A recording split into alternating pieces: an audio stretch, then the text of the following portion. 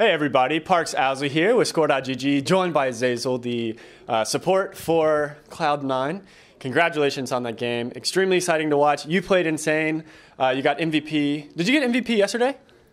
I don't actually know when I get MVP because it's like you never get told. And the first thing I do after getting off stage, like walk to my room, so I missed that part. I don't even know how many MVPs I've got or anything. Well, I know you got it today, and I think you may have gotten it yesterday as well. But congratulations on playing well. You're doing very well right now. Cloud9 is doing very well right now as well. That game was against a team that had given you a loss in the first round. So you got the kind of return kill on them. What do you feel about Cloud9 right now, going into the second half? I think that we're a very strong team. We're a very aggressive team. We like to play fast. We like to pretty much just fight. Like, yeah, it's like there's a joke like this. It's like we're in their jungle and we always just are trying to take things that aren't ours, and we're like relaxed while doing it. So it's like almost like naturally we try to take their jungle, even though it's clearly like not available. Like versus CLG the first time actually. Mm-hmm. So kind of maybe learning a little bit, but also just evolving some, because you're definitely able to do that this game when you weren't then. It's kind of like an LPL style play, which is more fun to watch.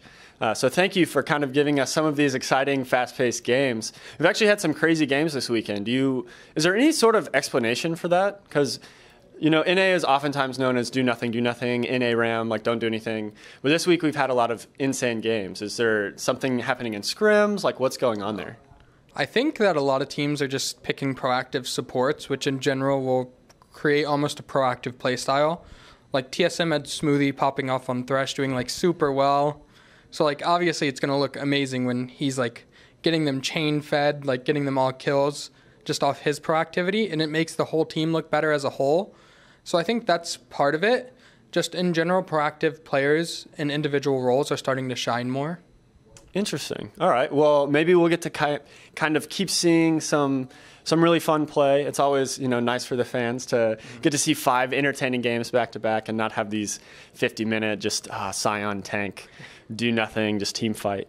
So we're seeing TSM and FlyQuest play right now. They are currently tied for third. So whoever wins will be the sole owner of third place. You're in second. Team Liquid is in first. I've talked to some of your teammates in weeks prior. They all said that TSM looked like the best third place team. Would you agree with that? And like, where do you think FlyQuest stands and kind of the rest of the league below that? So currently I would agree. I do think TSM is the third place team behind us. And I think that FlyQuest's a strong team, but they have some, I guess, fundamental flaws where the plays they go for, like almost they won't fight unless conditions are like perfect for them. And it feels a bit weird because when they do go for plays, sometimes they're a bit disjointed. But I think as a team, they move around the map pretty well. And their lane swaps are actually really good. And that's one of their biggest strengths. Okay. Well, I mean, we'll see like where they end up. But yeah, nice to hear kind of consistency within your team that TSM is the third strongest. So I guess, we'll also see what happens with their game today. So even if FlyQuest beat them today, still sticking with TSM. I would say TSM would be scarier for us to face than FlyQuest. So I would say that they're stronger.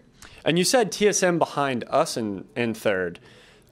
Are you still putting Liquid in first then? I said in an interview yesterday that I think we're stronger than Liquid. Ooh. So, I mean, that's in practice, but I mean, Jensen's insane on stage. We all know that. So in practice, I think we're stronger. So only like how we do on stage versus how they do. But I would say that's close enough that whoever just plays better that day should win. Okay. Well, we'll get to see who takes the second win in the second half of the season. And then likely we'll see both of you in playoffs. You'd have to do the reverse of what you did last summer to not make it. I think you're 1 or 2 wins off from securing a spot. So should be pretty doable for you guys. You're looking great. So I talked to Reaper yesterday and asked him about, what is Cloud9's plan? Because oftentimes you guys seem like you experiment a little bit more. And he said, no, we're really just kind of making sure that we had a solid team. We got a new player in. We want to, we don't want to throw away the split. But he said you're finally getting to the point where you're comfortable and confident and figuring a few like other things out.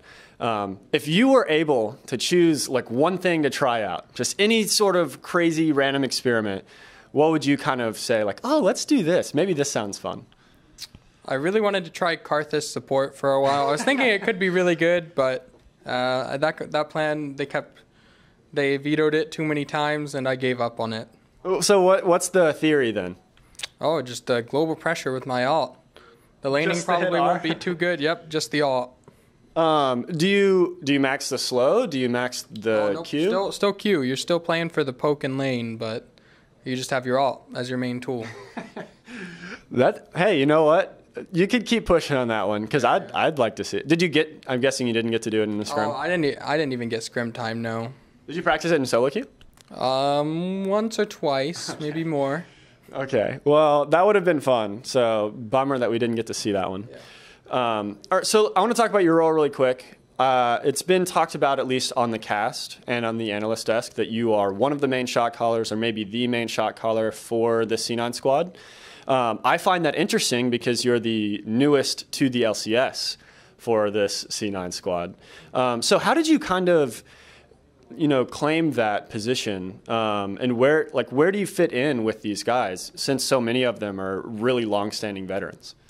I think the main thing I do is just take information given to me and try to make a plan. So a lot of the time it's not even me dictating what we do. It's just I try to keep everyone on the same page. And then in that, it's kind of a leadership role in its own. But I trust a lot of my teammates' opinions, and I would take their calls over mine often if I see the benefit to them. So it's like, I think it just kind of felt natural to everyone because previously they had Smoothie as their main shot caller. And I think the way that he shot called was you played around him a lot more. So they were still looking for a leader, but they wanted to be more individual with how they could play. So I think it allows the individual, like solo lanes particularly, to play around themselves a lot more, and I just kind of adapt to it, and I try to keep everyone on the same page while adapting to it. So less of a like specific shot calling, like micromanaging, and more of like information gathering, organizing, and like putting it in like readable packets for everyone else to kind of handle. Yeah, I think Smoothie was much more direct and he understood the game probably better than me, so he understood how he wanted individuals to play a lot more, and I think that's one of his main strengths. So he was able to like direct Eric a lot more, whereas I just give Eric freedom to be like, yeah, you do whatever you want. And it's like we'll talk about it in comms, like, Eric, do you win one-on-one? And it's like today he said, I don't actually know if I win one-on-one, so if I fight, I want you guys to hover. And I'm like, we were controlling topside, but we're like, okay, we can shift down every time you want to fight. So we were able to like coordinate what we wanted to do with Eric, but we didn't like tell him what we were going to do. We instead just adapted to his plan while playing to our own. Definitely seems smart, and it worked out today, and it's been working out. So, congrats on kind of finding a style that works for you guys.